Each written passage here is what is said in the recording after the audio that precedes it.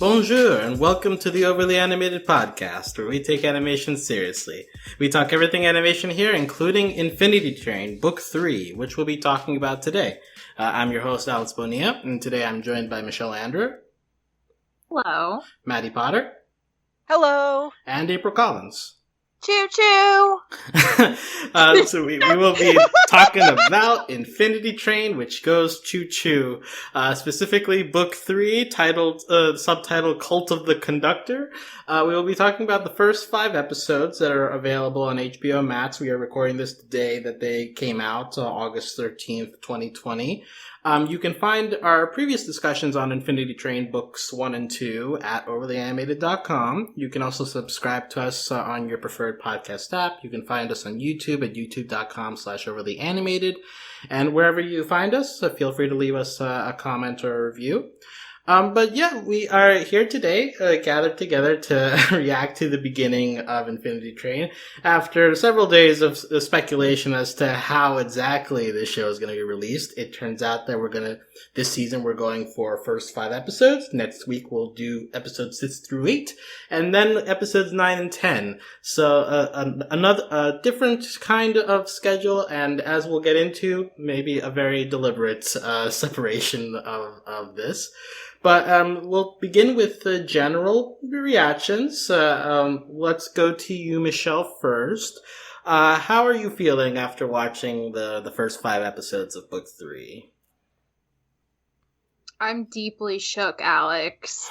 I'm sure that's not a rare opinion among all of us, but just so much happened in these 5 episodes. I feel like I was trying to compare it to Book 1. Wow, in Book 1, by the 5th episode, we really only were just dealing with divorce stuff and figuring out the train at all. And now we've got 3 or 4 things to handle, and they're all deeply provoking things, and it's just so much, and it makes me just think we really could go anywhere. If you can do this in the first 5, can you imagine what they can do in the next 5? Because it's usually towards the back end of these seasons that we're supposed to have that heart-wrenching episode, right? And we haven't even gone there yet. So I can't even imagine what that's going to be now. But I really enjoy it so far. I was honestly watching it a lot, just really scared, because I felt oh wow, Grace and Simon, they have such a nice dynamic. Wonder if something bad's gonna happen to that. Oh, Hazel and Tuba seem really happy. They're so lucky to have each other. Oh no, I hope nothing bad happens to them. And so it was constantly this whiplash of oh, this is so cute and nice, and oh no, is it gonna go terribly wrong? And then when things would go terribly wrong, it was just confirming worst fears. But I feel those fears were seeded pretty well throughout the episode, so it all made sense when things like that would happen. But yeah, honestly, a little emotionally exhausted. I'm really impressed by everything that the crew has done so far. I think every season's honestly been better than the last, and I think this is definitely shaping up to be the best season overall. The most complicated and probably most difficult to pull off, just with the subject matter of taking very unlikable characters from last season and making them the prominent focus of this season. That's very ambitious, but I think they gave enough moments to Grace and Simon that you could really see that their bond is objectively very nice. It's just you really don't agree with anything they're doing right now, and a rift is forming between them before our eyes, and that's a whole separate thing. So it's a lot. I'm really impressed, but very sad and scared at the same time. Impressed but sad and scared, I think all comes together into shook. So I think your first word review was a good one. Let's go to you, Maddie, now. What are your general feelings on Book 3? I think that this is just kind of now becoming, Infinity Train's kind of becoming now the way I want anthology series to be, where the first, because a lot of time, in recent history, Black Mirror is what people pointed to, and they're oh, this is an anthology series, this is what they should be like. But this is so much more compelling and interesting because we're staying in the same setting. We're staying with the same not necessarily the same exact characters, but it's the same, world and the same background to it. So we always understand more each season we start. And so that lets them just start in crazier and crazier positions each season, which is really, really interesting, because this season would not have worked as anything other than season 3 of this show, which is it sounds stupid, but it's like, I really mean that as a really great thing. This show works because it's been carefully making each season more complex and more interesting and less straightforward with what we're supposed to feel about each of the characters. Tulip was very much like Tulip I loved, but there wasn't a lot of gray area with Tulip. And then we moved on to MT and Lake. MT or Lake, whichever we're using there. And then we moved on to this, Grace and Simon, which is just so much more confusing in a lot of ways, because there's a lot of emotions that I feel towards both Grace and Simon, and Hazel and Tuba as well. And I'm just very impressed that they're walking this tightrope for these first 5 episodes. That, like, the tightrope's gone now. I don't know what we're doing now in the next 5 episodes exactly, but that those 5 episodes of tightrope walking were so compelling and so interesting character-wise, because I knew that I knew that Hazel was a null almost immediately. I don't know about you all, but I saw Hazel, she's a null. She has to be. There's no way she's not. And it was just everything just hit me so hard in that last episode. All right. I think we will definitely talk about Hazel's null and how quickly that comes apparent to the rest of us. But we'll April, let's get your general thoughts first, on the whole. How did the first half of the season play out to you? So I feel very conflicted, especially after the last episode, for sure. But I definitely agree that I feel like this season is going to be the best season, because we're 5 episodes in and I'm already blown away. I love that,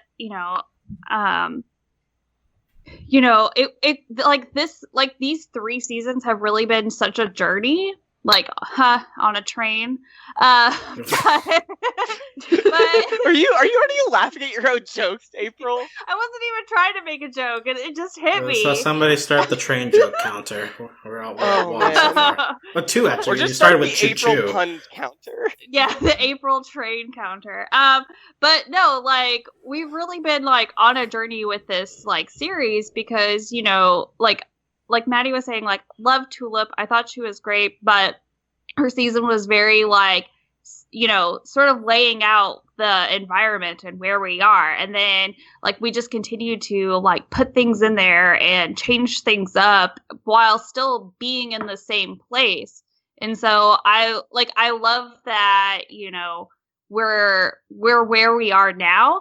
I have so many feelings about Simon and Grace and Hazel and Tuba, and I think it's such an interesting approach to, make Grace and Simon the focus of this season when, we weren't the biggest fans of them last season. And so that's part of my conflicting emotions and feelings, is because I'm I don't know about this. I also do not like the Apex at all. I think that is horrifying. A bunch of kids running around and murdering things. Wow, that was the most old lady thing you've ever said. I loved it. I feel the same way. Kids running around. Just it's not even so much that they're kids. It's that mob cult mentality. Yeah, I know. We're doing this because we believe in the one true conductor, and I'm okay, so you're a cult, got it. And cults are just horrifying in general, but the fact that it's also kids is even more scary. So I have a lot of I feel my emotions have been all over the place with it, these first 5 episodes. So I'm ready to dig deep into all of these emotions. All right. I will say conflicted is also a word that I would use to describe my emotions towards this season. I think Michelle mentioned as well, like that it's the most difficult to pull off so far, and I think I lean more there towards being ready to call it like en route to the best season. I feel like I need to see more to get there, but I definitely agree that what they're trying to do is very difficult. From season 2, I expressed a distaste for Grace and Simon and where they're coming from. So, like, the fact that this season is starting with them in the main positions and trying to, dig into how they got this way and to what's their road forward, So like that's an uphill climb, no matter who's in charge of making that kind of a story. I'd say, at least with some characters, it's working. I will also say Hazel is a big surprise for me. I did not expect to be as invested in her as I did watching these 5 episodes. So I'm very glad that worked out pretty well. And yeah, I think that the tone of this season continues the Infinity Train vibe of making you think hard about the institutions and systems that we're metaphorically representing here, while like still trying to sprinkle in a little bit of fun jokes, colors, So like Maddie called it a tightrope, and I think that's really what this show is being, especially for book 3. We'll dig deeper into the characters in our perceptions of them so far this season, but I think that there's definitely room for this to be a really great season. But at least halfway through, where I do think we're on the right track, so I'll at least say that much. Where do we want to begin? I feel like where a lot of people are talking about Infinity Train, at least like early reviews I've seen, have like focused on this being an even darker tone for the show than books 1 and 2. And the fact that we are focusing on like people who come from a cult is, a different turn for it. And of course, episode 5, which we'll talk in depth because it's out, and like the ending to that is very strong. So, I'm curious, Michelle, how do you feel about the tone that this book is setting? Do you feel that it's being too dark, or how? What's your gauge on how the show is handling these deeper topics?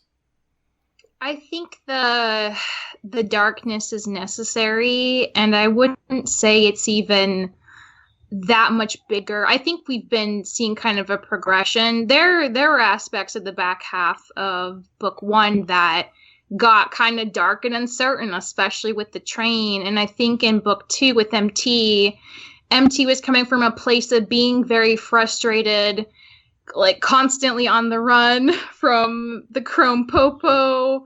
And she like really dug into the train being super sketchy, and like the back half of that was even darker in my opinion. So I think to start off this dark honestly just kind of makes sense, because we're so familiar with the general groundwork for the train and how the system works that it makes sense to kind of play with some of the things we'd already set up, because like we had Kick the Toad in last season. Oh my God. The conversation of the autonomy of the denizens was already there, and it was one of my number one concerns after book 2, because it just seemed like a natural, like, all right, we've established like the train might not have all the answers, and it has a system that inherently is flawed because MT had to find a loophole to leave, but she could leave. So like, what does that mean? It must not be perfect, So getting into just like what's considered a person who has humanity, who has autonomy, like that's absolutely where my head was already at by the end of book 2, just based on what they'd given us. So I think diving into it head first here makes a lot of sense. I also think we've had 2 seasons of dealing with passengers who kind of just did go through the train and leave and like had a pretty okay time and got what they wanted. So to finally have some passengers who were the exact opposite of that, who do not want to learn and grow, who revel in just like terrorizing the train, destroying things, and just like generally running amok. I mean, I think that that's really interesting, and that's like what I'd want to see. I wouldn't want to see another passenger just kind of have a general life lesson learned and go through the train another time, because we've already seen that twice. So I feel like it makes so much sense that we're getting at this from a completely different angle. So like, even though it makes me very uncomfortable because it's not fun to watch them do all this stuff and tear the train apart, it does feel kind of necessary in a way. And I'm like, I'm here for it, even if I'm like gonna watch it with one eye open, you know? All right. Maddie or April, anything to add with how you felt the season dealt with the heavier stuff? I felt that I felt that specifically it dealt with we're allowed to talk about episode 5, right? Yes, go ahead. Yeah. Okay, because I felt that specifically hit really, really, really well, because they were building, like, I knew it was coming. Like, I think everyone knew, like, it was expected based on how everyone be in the show. That's how it be. And it was just, they, like, the mirrored to, like, leaving, the mirrored way Simon stands over Tuba to when he was in the car is just so painful. And it's just, like, I knew it was coming at that moment, and it just hurts so bad still. Oh, man. Yeah, let's talk a little about Grace and Simon. So obviously, see, end of book 2, we got a bit of a look into both of their personalities. You know, Simon is a lot tougher on the nulls, and Grace, like, also is anti-null, but he's a little bit better at manipulating people to. Especially in the conversation with Jesse in the last book. And we get the extension of that in the first half of the season. But we also see them kind of diverging a little bit, especially in Grace's position. I want to say that one of my hesitations with, like, saying this is a great season is that at least to me, it became very quickly apparent that Simon was gonna stick to the road of hating nulls, and Grace was very quickly swayed to, like, begin having empathy for them. So, like, and then, like, it turns into, like, a good versus bad situation, which I was hoping there would be a little bit more gray area than that, or at least extended out for a little bit more. I don't know how you guys felt about how the dynamic between Grace and Simon developed over the course of the season. April, I don't know if you want to chime in on that. I think that it's interesting, the fact, like, their dynamics, like, from what we've seen so far, because they're obviously very close, and they sort of seem to continue to grow closer through this, adventure that the two of them are going on. But at the same time, like, we are seeing change in Grace where we're not seeing that change in Simon. And so it's interesting because they're definitely going separate ways, but they seem to be getting closer. And obviously, like, what happened between Simon and Tuba will change things for sure. At least I would hope so. But yeah, I would hope. Yeah, but I mean, like, again, like, we just haven't seen any change. And so that, like, for me personally, like, it was not surprising what Simon did. Like, I wasn't shocked by it. I was like, this makes sense. This falls in line. Like, it's obviously, like, sad and upsetting, but, like, I wasn't like, like, well, this is what Simon wanted. So, yeah, like, but I do think that's, like, a very interesting approach to take, because typically in this situation in any show, when characters start going down, down different paths, they almost immediately start to grow apart from each other. But that's not necessarily the case here. So I'm curious to see how this dynamic continues out past, the 2-bit incident. I just find it like that. I think the biggest thing here is that we're showing the difference between someone who has trauma about something and someone who doesn't. Because Exactly. Yeah. Because Simon wanted has to say. trauma related to the nulls, and he blames all the nulls for the things that Kat did to him. But we have Grace, on the other hand, who's doing this because her friend thinks this, and she's like, sure, I want to help my friend and help them feel better about the life they're living, and that makes sense.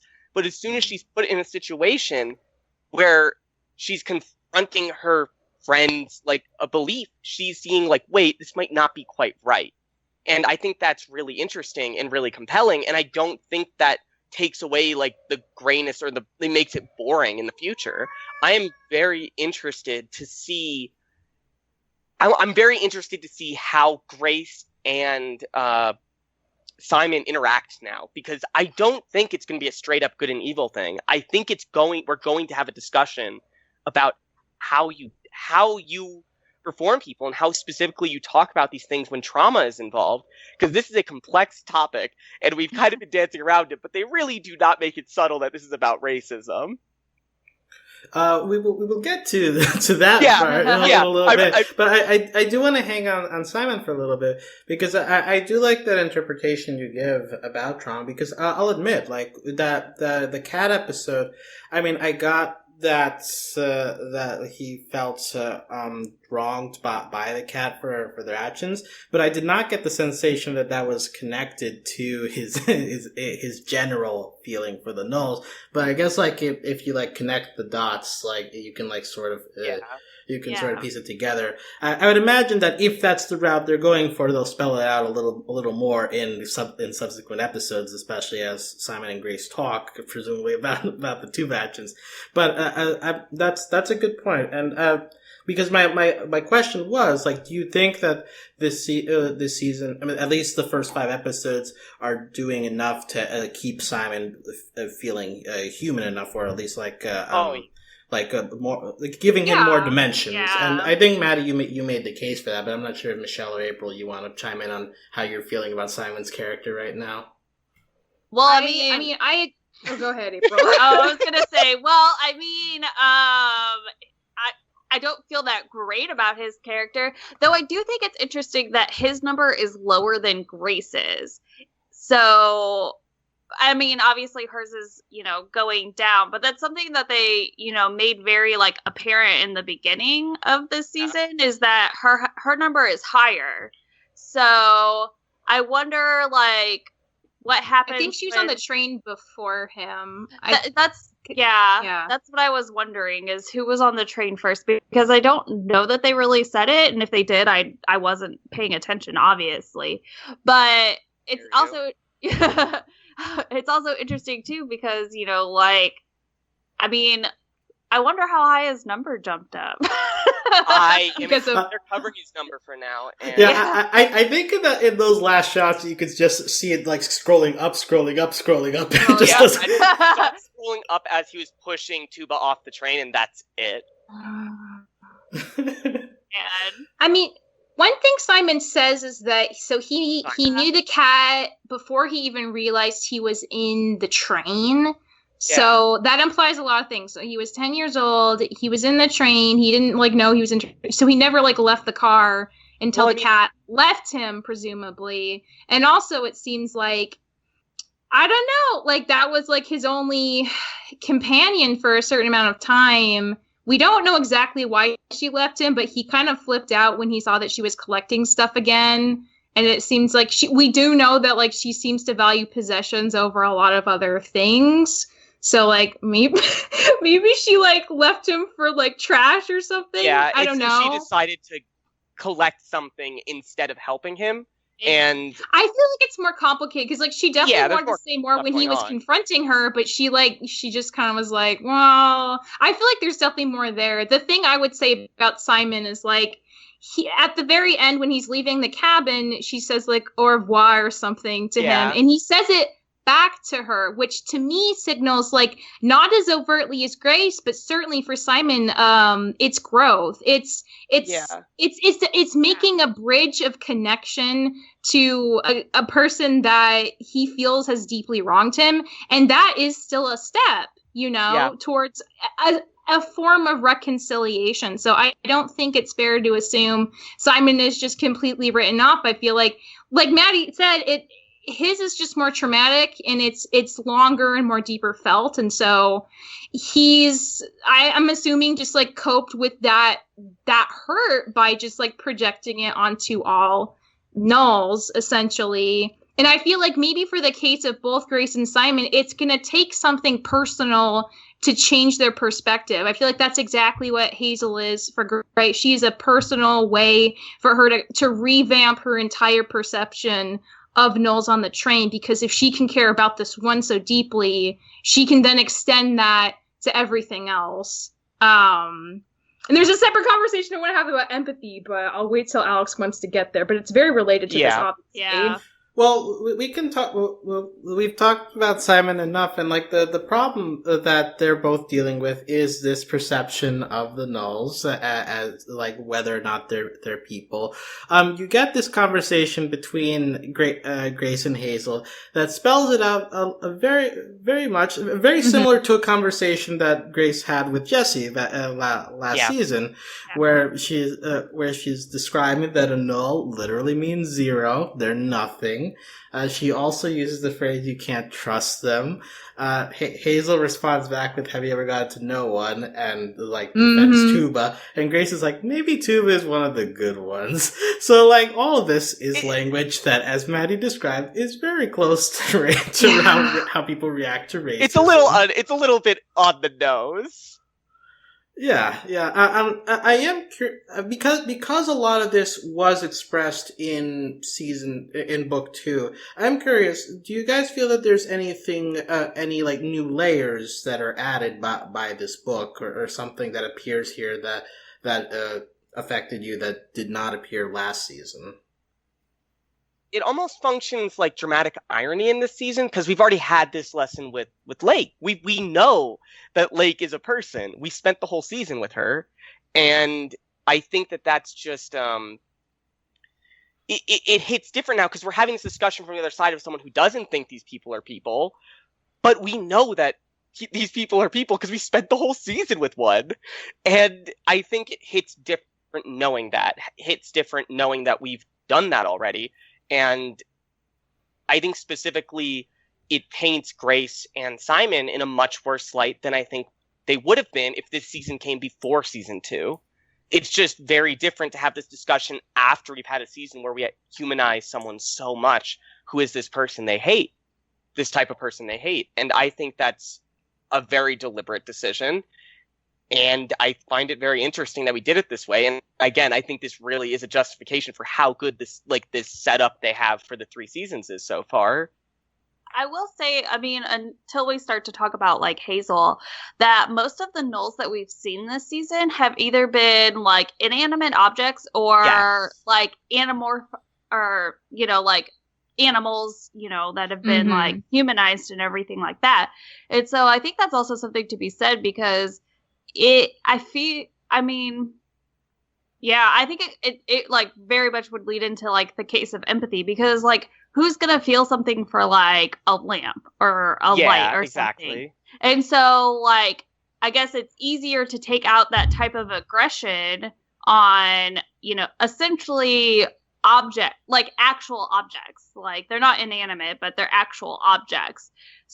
Versus like with like in book 2, like MT was, like in human form and human shape. And if Hazel is a null, then like Hazel is in human form and human shape. So like you're going to react differently to like someone in the same form as you versus someone who's, or I guess not, someone who's a light fixture. Yeah, it's a very deliberate choice. I mean, but I will say that kid Lucy in the first, I believe her name's Lucy or something like that. She seems to already see the lamp as a person. She calls it a lamp person. And immediately Grace and Simon correct her and are like, oh, that's so funny. You think it's a person, but really it's not.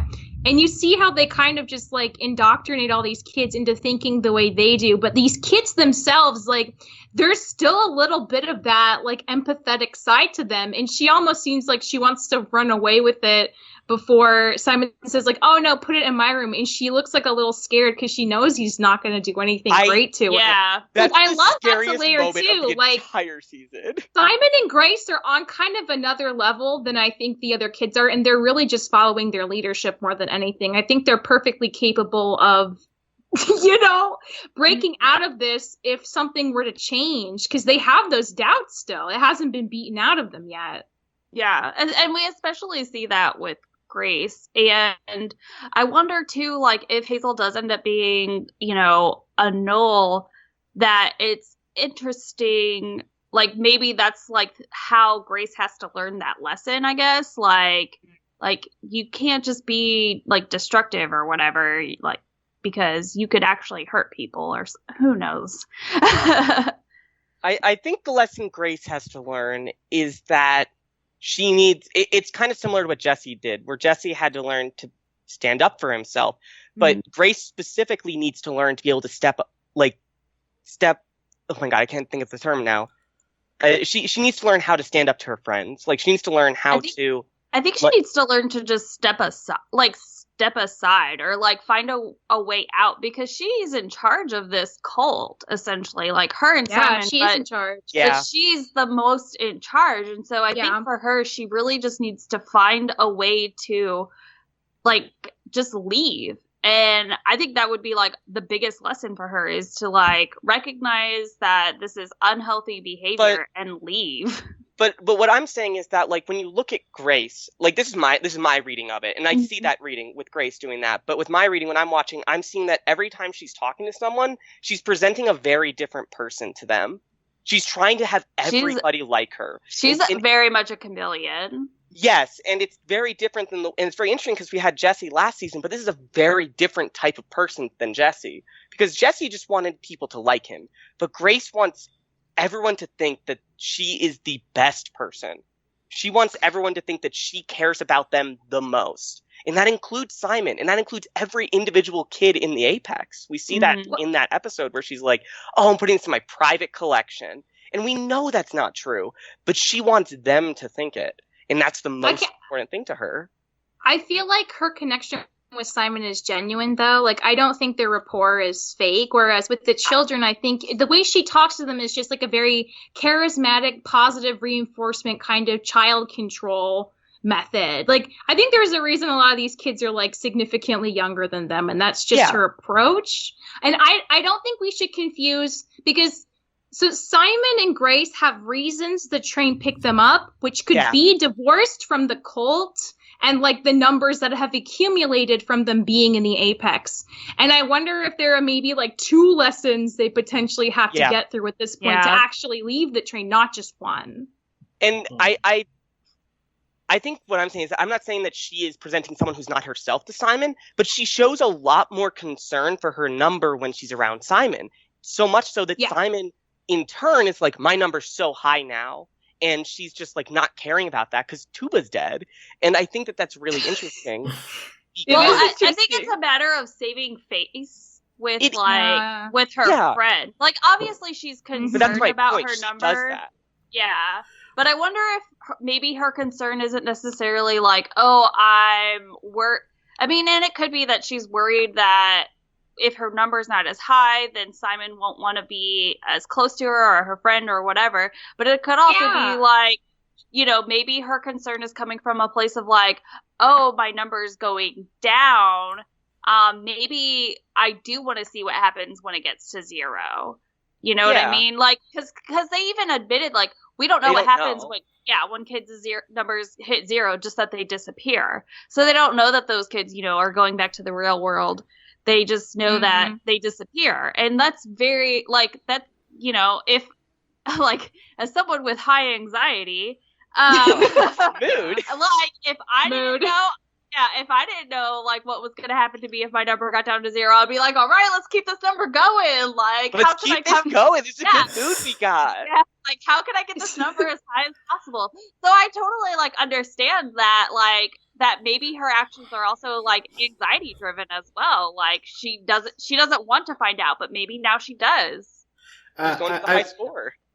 I want to bring up the only time that Grace talks about her life before the train is in that debutante episode where she's talking about the being in dance lessons, about how she had classes alone, and the one time that she got to be with other people of her interest, they ignored her. They went off without her, and she immediately has to be like, well, but that's because I was much better than them, so they were intimidated. You know? So it's like there's the underlying feeling of being alone and wanting to be a part of something, and then the coping method of I am the best at this thing, so that's what matters. And I think that says a lot about how she acts with the cult as well. Like, she's the leader of a powerful group in there, and that's got to mean something for someone who's coming from a place where they may have felt alone for a lot of their life. I'm willing to bet that she's an only child. Yeah. And because, like, the idea that, like, a kid to think, like, oh, those people don't like me because I'm that much better than them, that's something an adult puts into their head. Like, their parents, you know, especially, like, if she comes from, like, a wealthier family. But I also don't know if that's even or a what defense she mechanism. That Yeah, too. because I feel like that was, like, the excuse she made to feel comfortable with the situation with those other kids. Rather than maybe that actually being the truth. But I do, like, from watching the episodes, it really struck me, like, because I really honestly do like Grace and Simon's bond, but the thing that kept worrying me is that Grace knows how to solve puzzles. Grace is really good at, like, saving Simon's butt. Simon had a death count of, like, 6 times in this that stuck out to me, too. Yeah. She has proven to be really good at things in a way that he admires, but that also I worry is, like, because she's, like, kind of better and, like, the leader, that could turn to animosity under the right situation. And if they're starting to have fractures in their friendship, like, that kind of thing might be an issue. Though I will say, like, it struck me in the cabin episode that she finally does, like, you know, she shares with him that her number's going down. She says she's not sure why. She admits to him that she was worried to tell him because he might think of it as a weakness. And that takes some genuine trust and vulnerability. So I think that does speak well to their relationship, but I do not think it's enough to keep it from just breaking apart. So, and I want to touch on that because she's like, the number's going down and she doesn't know why. Is that because is that just because Hazel's a no? Like, and even though she doesn't know, the train is recording that she's being nice to a no. Yes, I honestly think absolutely, because her hurting Knowles is what the Apex is all about. Yeah. I was gonna say, like, the Apex is all about hurting Knowles, and for Hazel to be one, and then for, you know, Grace just showing so much, like, you know, kindness, and, like, even, like, the fact that, like, Hazel is getting her to actually solve the puzzles of the cars, like, because that's not something they've ever done. And so for her to sort of, like, influence her to do that, you know, that's like a huge step. And that definitely could bring forth, like, because Grace is obviously good at, you know, everything she does, essentially. But she's just great. Yeah, she's just great. But, like, that could also, like, build that animosity between her and Simon, because Simon has no interest in doing any of that. And, you know, and it would not surprise me for Simon to sort of take advantage of that vulnerable moment that she had with him, because she did admit that her number is going down. And then if he sees her, you know, solving these puzzles and helping Hazel, then, it's possible that he's going to see that as her turning against him. Oh, like triggering when the cat left him. Yeah, that makes total sense. She's choosing someone else over Simon. Yeah, she's choosing someone else. She's choosing herself in a way because Yeah. her number's going down. She's she's not doing what Simon is used to. Totally. Also, I don't think at the end of that episode Simon sees the transformation, so also could be an extra. Yeah. He doesn't know what's going on with her. Yeah, it could be an extra wrench that Grace will go with the knowledge that she's a doll, and Simon will later find this out and be like, "You kept helping her after that." I think we're gonna move forward. Yeah, I think we're gonna move forward with Grace telling her to hide it. Yeah, I feel like she's gonna tell her to change back because, like, if Simon sees her as a turtle right now, there's no way he's not gonna try to wheel her or something. Like, there's no way. So, like, that's the immediate thing that Grace is gonna have to figure out how to reconcile. I'm sorry, just the idea of using wheel them as a verb. I know, but like when he said it about Tuba, so just like slack-jawed. Oh god, and, it was like, terrifying. No emotion. It was terrifying. It was. Oh yeah, I was very scary. I was scared. I was shooketh. Shooketh. Okay. And even like Grace's reactions with Tuba throughout the season, I mean, I feel like most of it is just impulse by, okay, Hazel has this connection to Tuba, so maybe I should feel things for Tuba.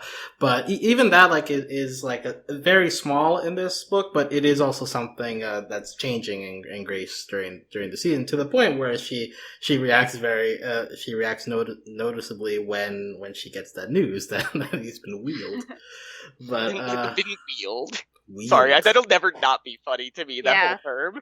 I mean, okay.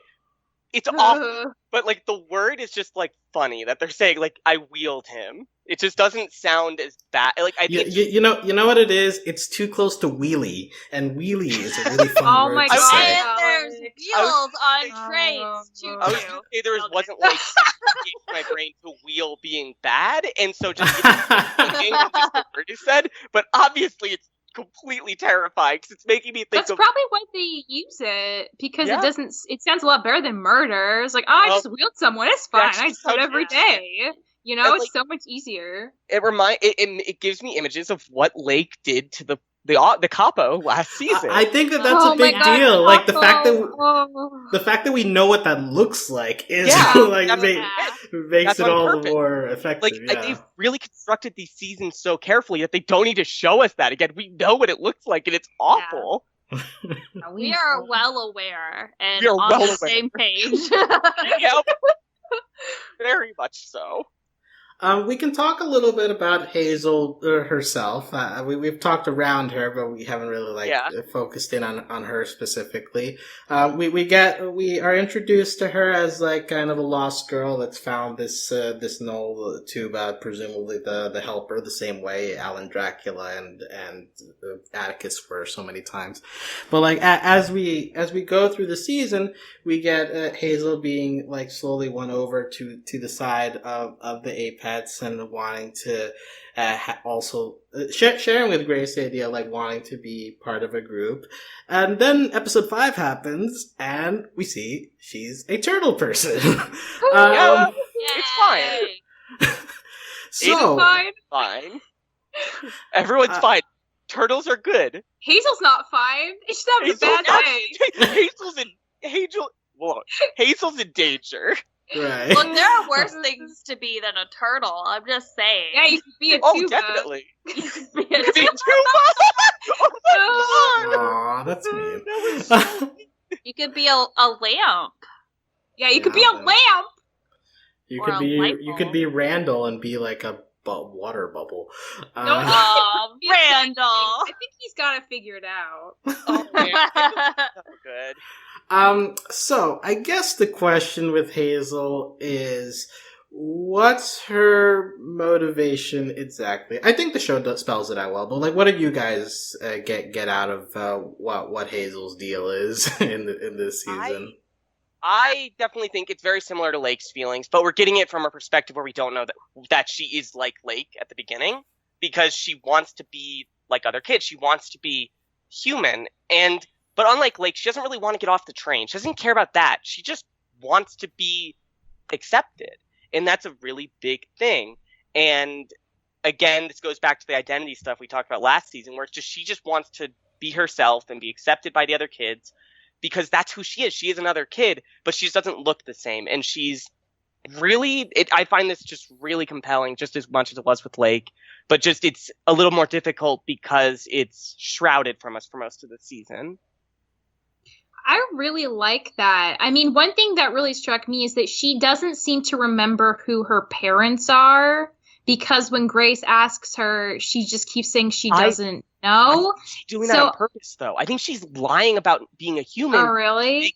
To make them be like, hey, I'm a human. Don't like, she knows that if she tells them that she's a null and tells them that her parents are on the train, that they'll want to get rid of her.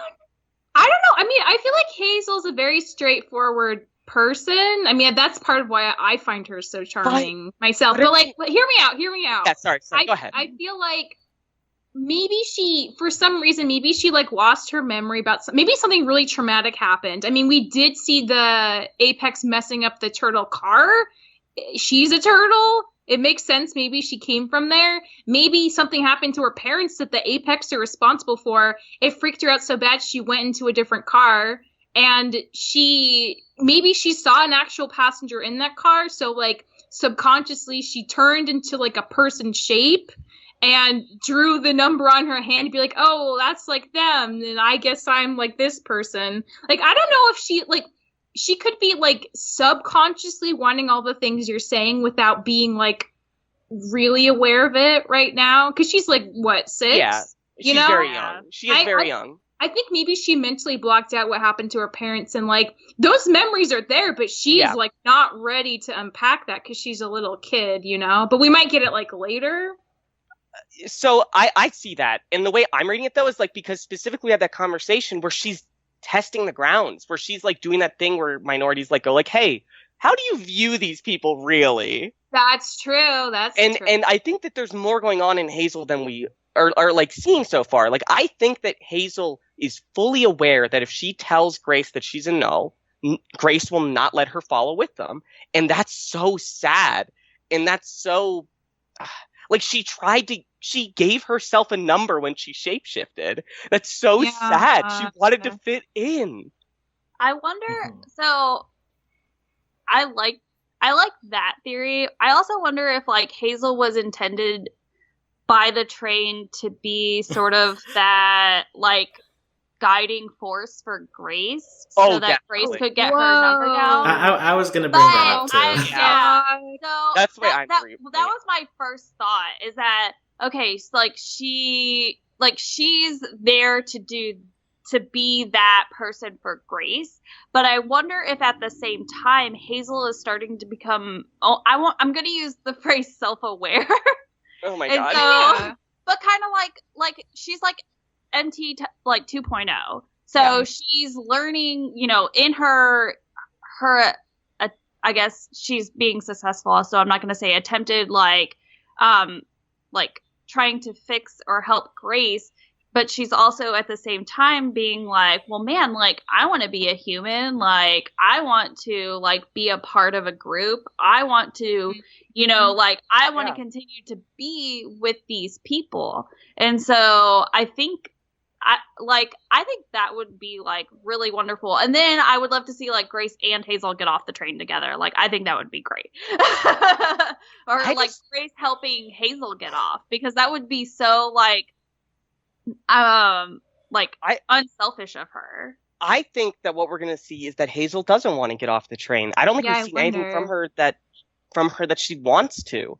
I think she just wants friends and she wants acceptance, and that's really it. And like, not that that's a not big thing. I'm just saying that I think that we are going to get to the end and Hazel's going to say bye to Grace and she's going to be fine with that.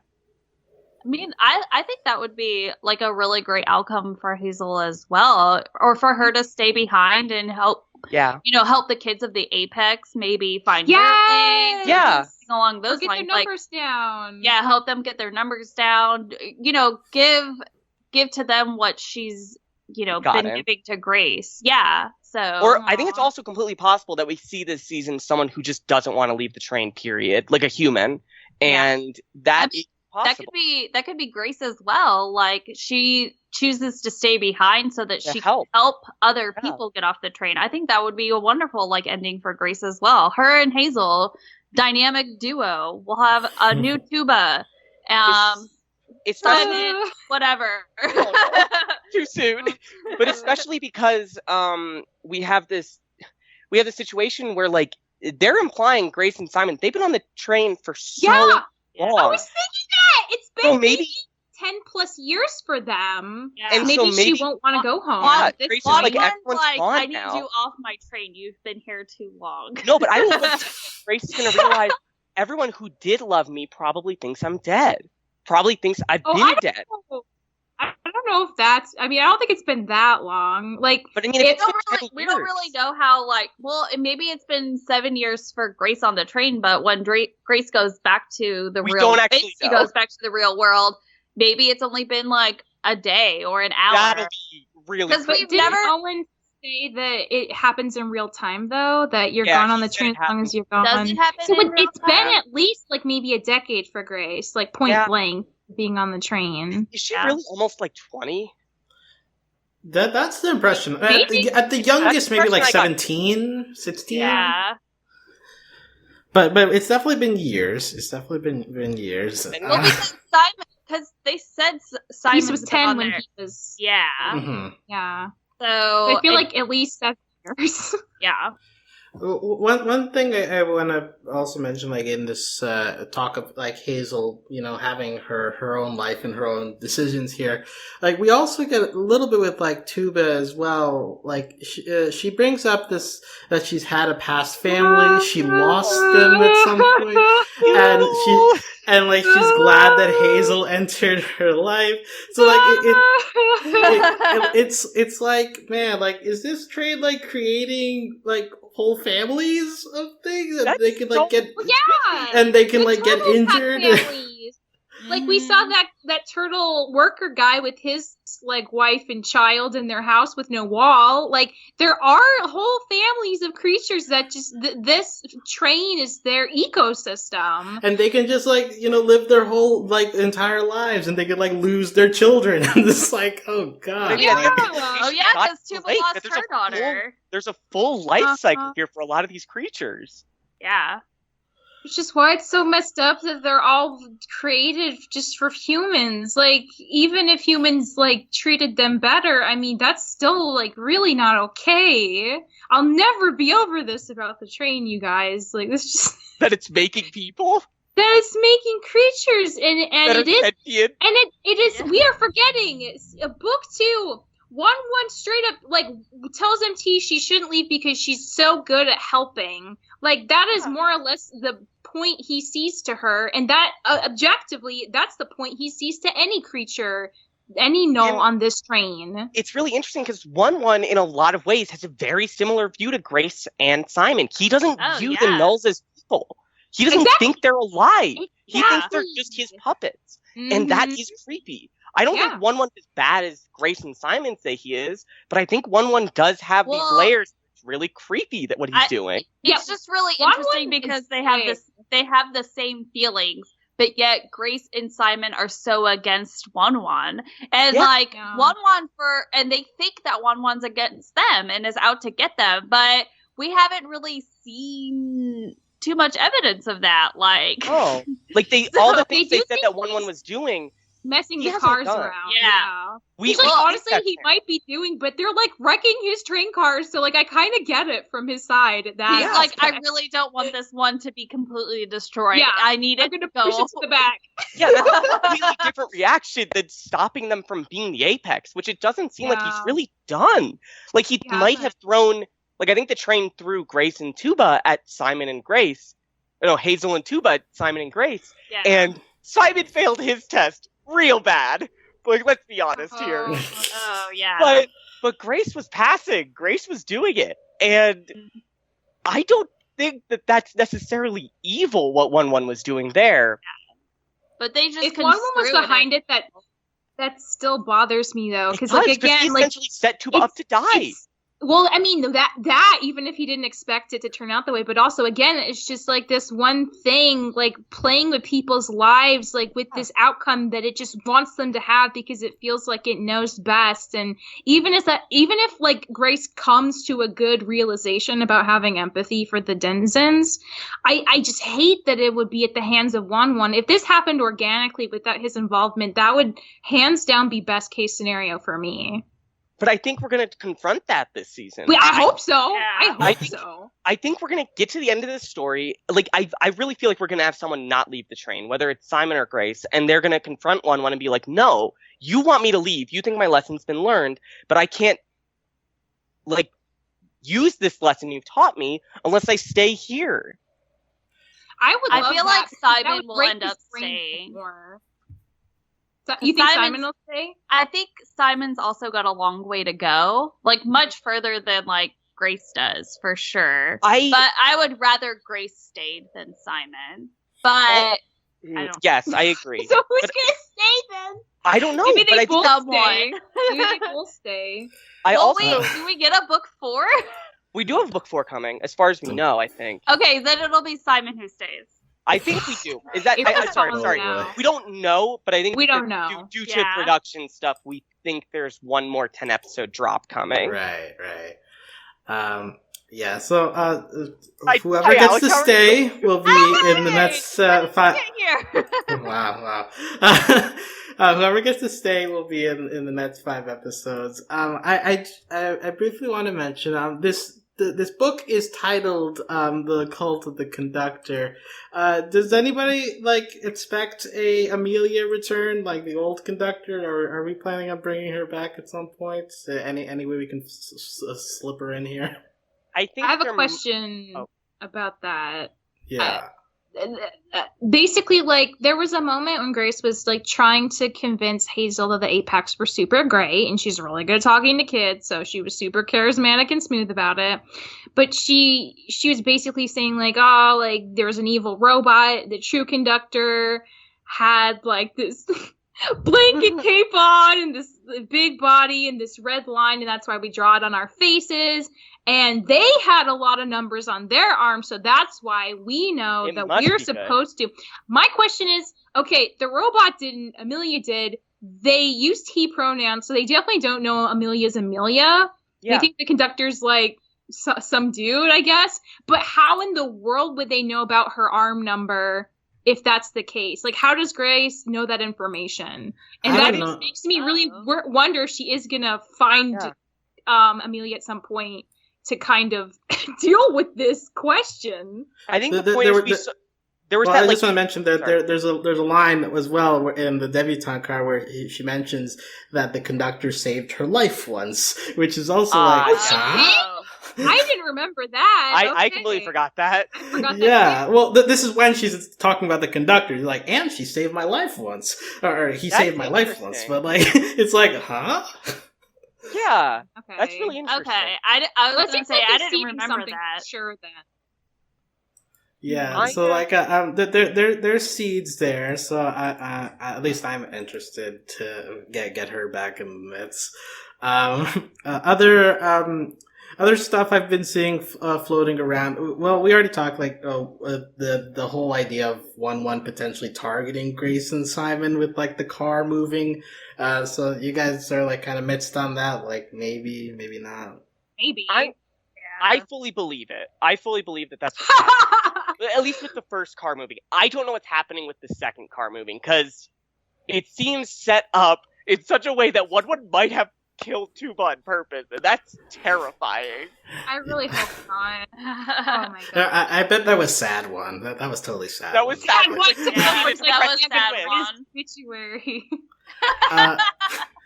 I have podcasting, all of us talking at once. Yes. I have seen a theory float around that Hazel might be a mix of a null and a human somehow. Anybody into that? No.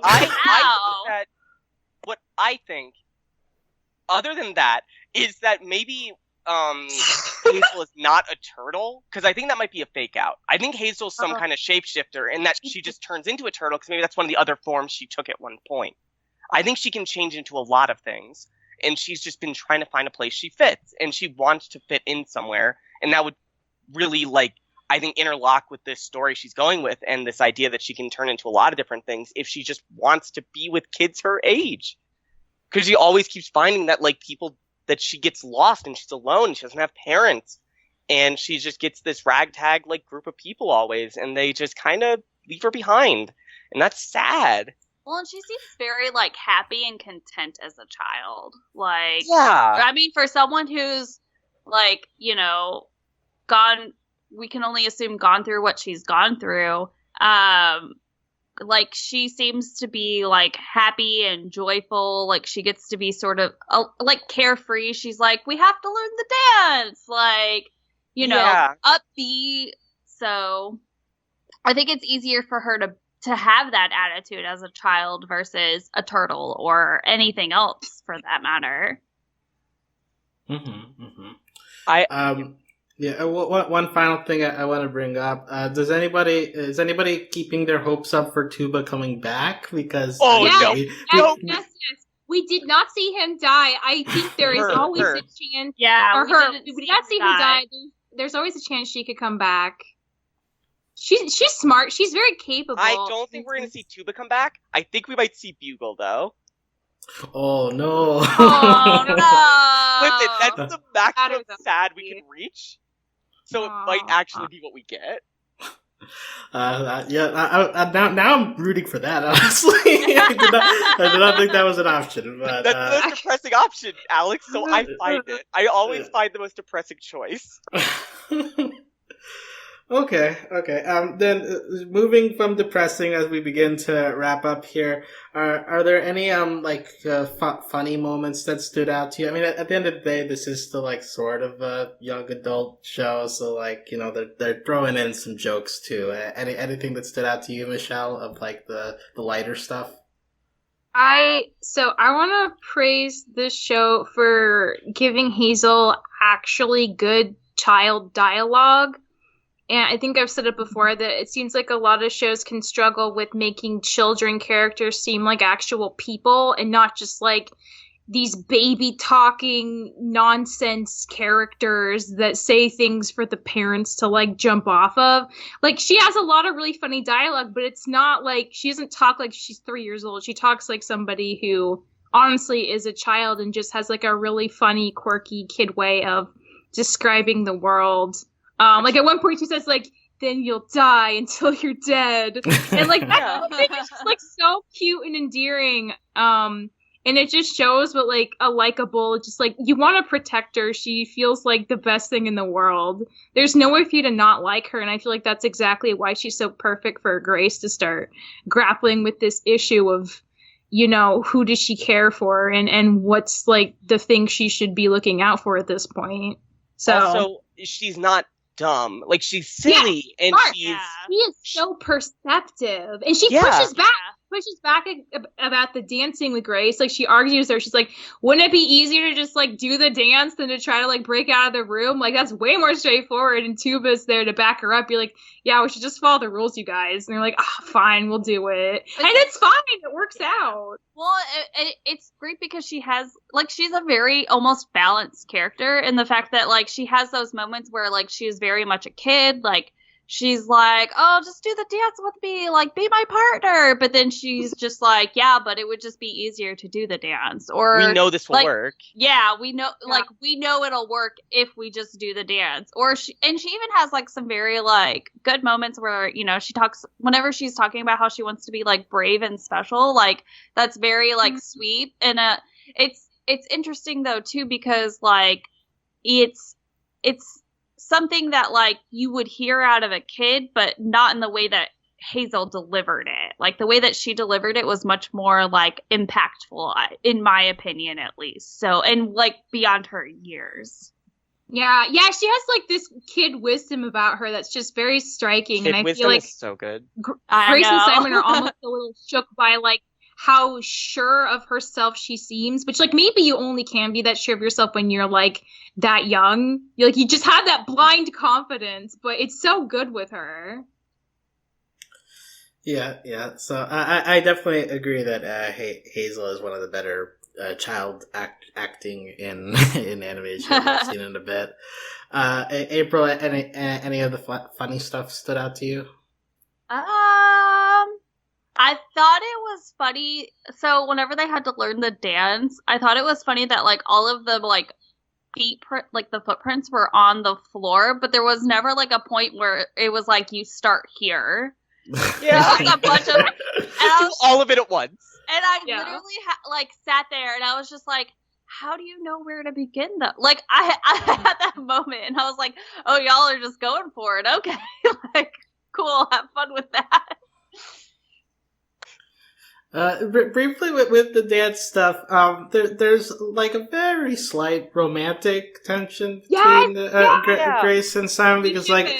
Well, because like Hazel like points out, hey, ballroom dancing is good for couples, don't you know? Thanks, Simon Hazel. Blushes several times. Like Grace never blushes, but Simon blushes twice, and I noticed it. And I was like, oh, is this the moment? Is this real?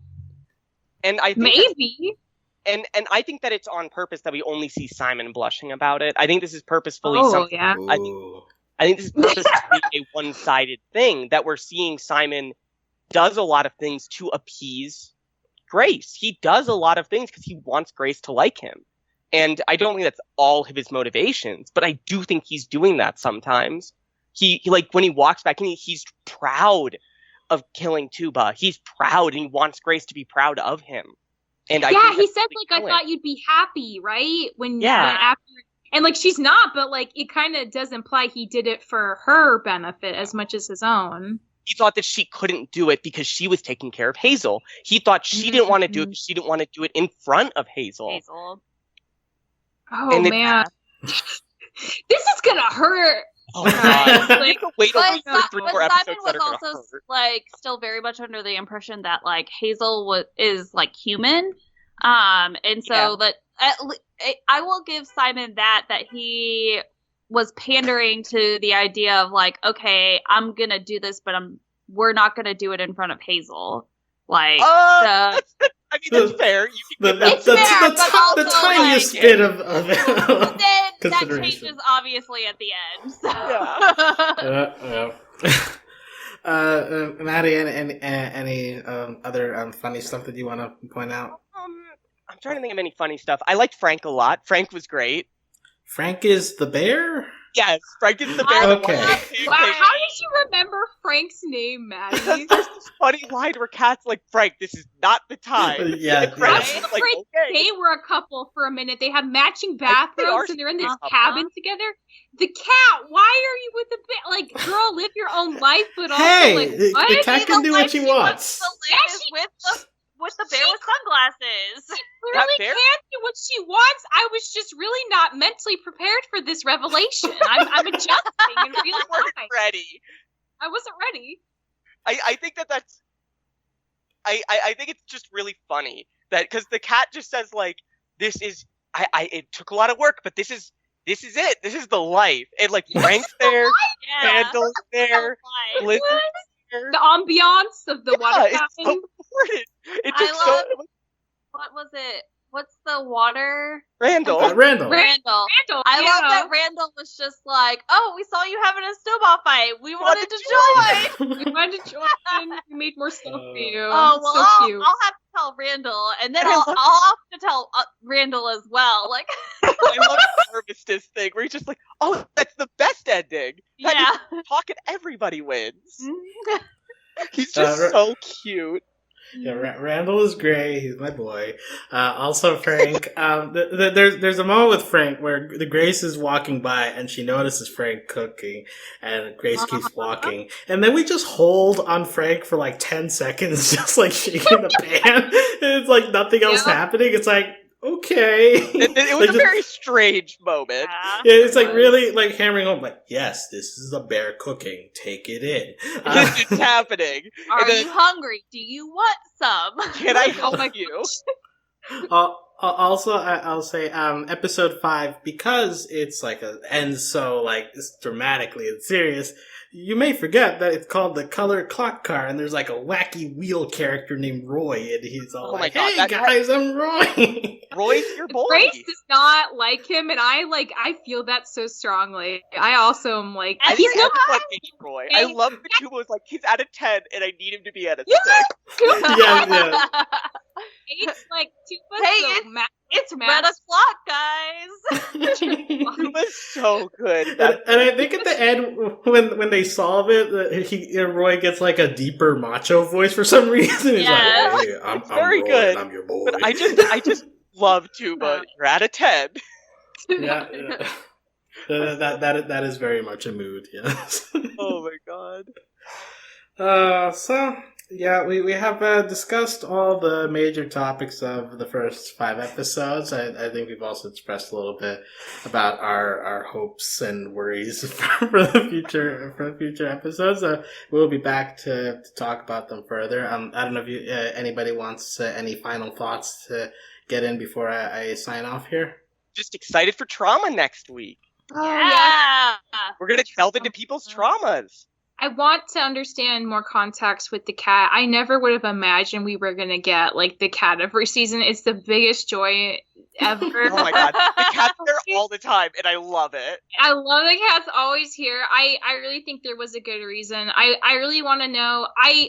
When they said that they'd met each other, Grace and Simon, when he was 10, I assumed that meant they were childhood friends, but no, they did still meet on the train. So again, Simon's initial reason for coming on the train is yet to be revealed, and I wonder how that's going to play into his reluctance to maybe deal with changing his perception of the Knolls, or just like his place within this new system he's built for himself.